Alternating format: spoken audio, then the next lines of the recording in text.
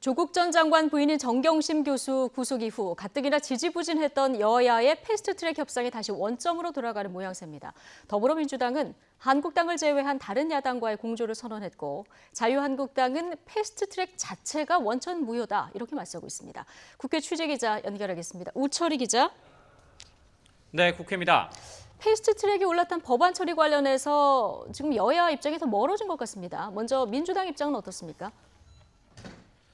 네, 어제와 달리 오늘 민주당의 입장은 분명해 보입니다. 한마디로 한국당을 빼고 가자는 겁니다. 원래 민주당은 공수처 법안을 선거법보다 먼저 처리해야 한다는 입장인데 변화가 있습니다. 민주당 이인영 원내대표는 검찰개혁과 정치개혁에 대한 국민의 명령은 패스트트랙을 처리했던 지난 4월보다 지금이 더 뜨겁다면서 한국당을 뺀 바른미래당 등 야 3당의 머리를 맞대자 이렇게 제안을 했습니다. 결국 한국당을 고립시키자는 의미입니다. 자유한국당의 한결같은 반대 때문에 한 치 앞도 안 보이는 안개 국회가 이어지고 있습니다. 국회와 국정을 마비시켜 반사 이익을 노리는 특정 정당의 정략에 발목 잡혀 현재 한국당을 뺀 야 3당이 선거법 개정에 더욱 집중하고 있기 때문에 민주당은 다 같이 묶어서 논의할 수 있다는 입장으로 바뀐 걸로 봐야 됩니다. 한국당도 이에 맞서서 강대강으로 나서고 있습니다. 정경심 교수 구속 이후에 더욱 달라진 모습인데요. 한국당 나경원 원내대표는 의석수 확대는 절대 없다고 큰 소리치던 민주당이 결국 어쩔 수 없이 의석수를 늘려야겠다고 말을 바꾸고 있다며 절대 불가라고 비판했습니다.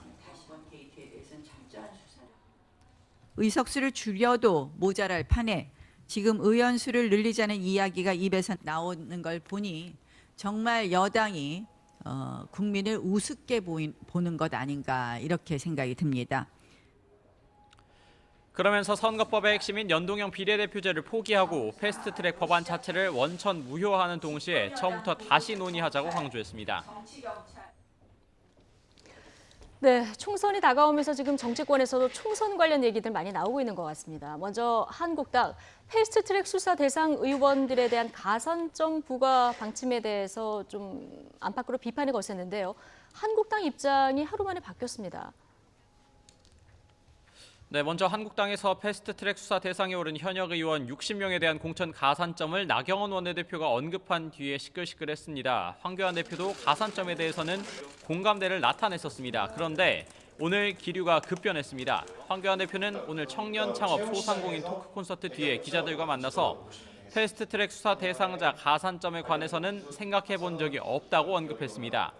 어제만 해도 당에 헌신하고 기여한 부분에 대해 그대로 넘어갈 수는 없다면서 반드시 공천 과정에 반영되도록 하겠다던 발언과는 상당히 배치되는 부분입니다. 당 안팎에서 국민 상식과 동떨어졌다는 비판이 일고 조국 전 장관 사퇴 이후 표창장과 상품권 수여 등 자축 파티 논란까지 거세진 영향으로 풀이가 됩니다.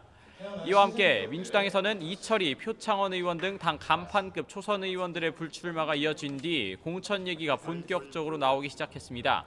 김혜영 최고위원은 내년 총선에서 당 비례대표 후보 추천에 최소 30% 이상을 2030 청년 세대로 하자고 제안했습니다. 2030 세대가 전체 인구의 30% 가까이 차지하고 있지만 국회에는 단 3명만 진출한 현실을 꼬집으면서 진영 논리에 갇힌 기존 정치에서 벗어나야 한다는 겁니다. 공천 문제는 정치권 전체의 가장 예민한 문제가 될 수밖에 없는 만큼 하루하루 논의 과정에 촉각을 곤두세우는 분위기입니다. 지금까지 국회에서 YTN 우철입니다.